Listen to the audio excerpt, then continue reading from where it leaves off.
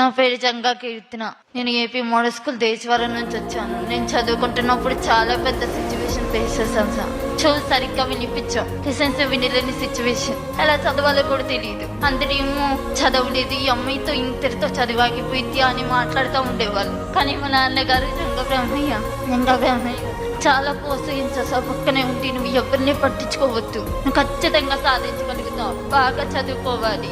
ఇప్పుడు ఈ రోజు 900 నుండి మార్కులు తీసుకొచ్చుకొని ఇన్ని సమస్యలు ఎదుర్కొని ఈ రోజు ఇక్కడ నిలబడి మాట్లాడుతున్నాను.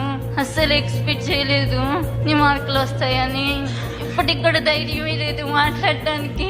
ఇంతమంది మాట్లాడారు నాకేం తెలియదు. నేను నార్మల్ గానే ఉన్నాను. చూడు కొంచెం చూపించుకొని బాగా చేయించుకోవాలి సార్. అది నా బాధ్యత తల్లి. అయ్యగారు, ఈరోజు ఈ పాప వల్ల మేము కూడా చాలా నేర్చుకున్నాం.